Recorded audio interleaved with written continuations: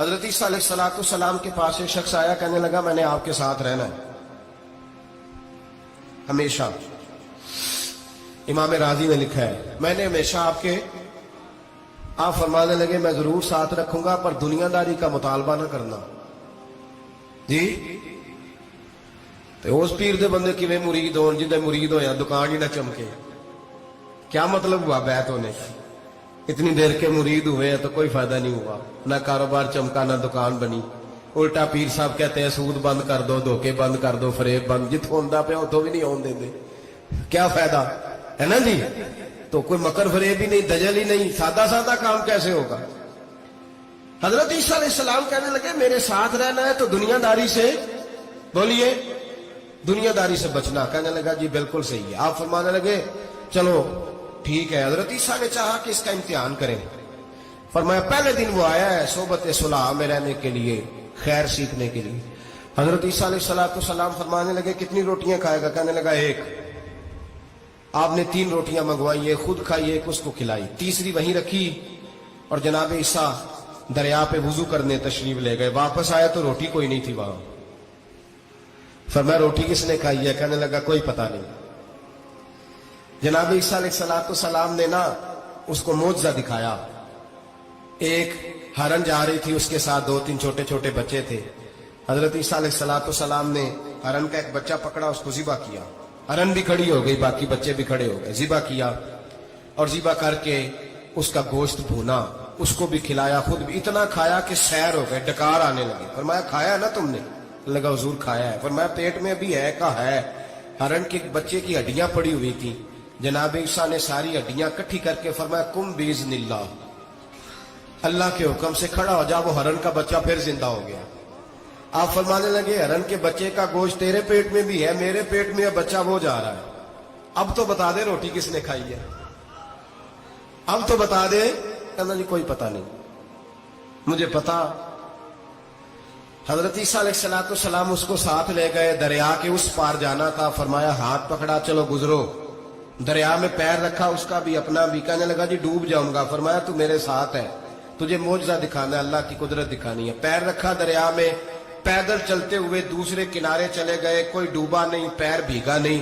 فرمایا اتنی بڑی تو نے معجزہ دیکھا، اب تو بتا دے روٹی کس نے کھائی ہے؟ کہنے لگا جی پتا، مجھے خبر، اللہ کے سامنے سارا ہی پتا ہوتا ہے، پتہ نہیں مجھے، بولے بن جاتے ہیں نا منٹ میں۔ حضرت عیسیٰ کہنے لگے میں اللہ کا پیغمبر ہوں، مجھے منوانا آتا ہے۔ دریا کے اس پار گئے تو ریت تھی، صحرا کا علاقہ تھا۔ جناب عیسیٰ نے ریت کٹھی کی، چھوٹی چھوٹی ڈھیریاں لگائیں، 3 ڈھیر ریت کے لگ گئے، 3 ڈھیر۔ جب 3 ڈھیر لگ گئے تو جناب عیسیٰ علیہ السلام نے پھونک ماری، وہ ساری کی ساری ریت سونا بن گئی۔ حضرت عیسیٰ علیہ السلام کہنے لگے یہ 3 حصے ہیں سونے کے، ایک حصہ میرا ہے، ایک تیرا ہے، اور تیسرا اس کا جس نے تیسری روٹی کھائی ہے۔ کہنے لگا جی میں نے ہی کھائی ہے۔ تیسرا حصہ اس کا جس نے تیسری روٹی کھائی۔ کہنے لگا جی روٹی؟ فوراً مان گیا، بے قدرہ کچھ قدر نہ جاتی، کیتی خوب تسلی ہو، اے دنیا دار پجاری زردے کتیاں دے گل ٹلی، میں نے کھائی ہے۔ وہ میاں صاحب کمال کر گئے، اور ایک شخص لے گیا میاں محمد بخش علیہ رحمہ کو تانگے پہ بٹھا کے، کہنے لگا یہ پہلی بھی میری، وہ بھی میری، وہ باغ بھی میرا، یہ میرے چاچے کی، وہ میرے تائے کی، یہ میرے دادے کی، بڑے مالدار ہیں۔ آپ فرمانے لگے چل چھوڑ کوئی اور بات بھی کر۔ نہیں جی نہیں، وہ فلانی شے بھی میری۔ آپ فرمانے لگے یہ بتا تجھ سے پہلے کس کی تھی؟ کہنے لگا فلانے سے خریدی ہے۔ فرمایا اس سے پہلے کس کی تھی؟ چپ کر گیا۔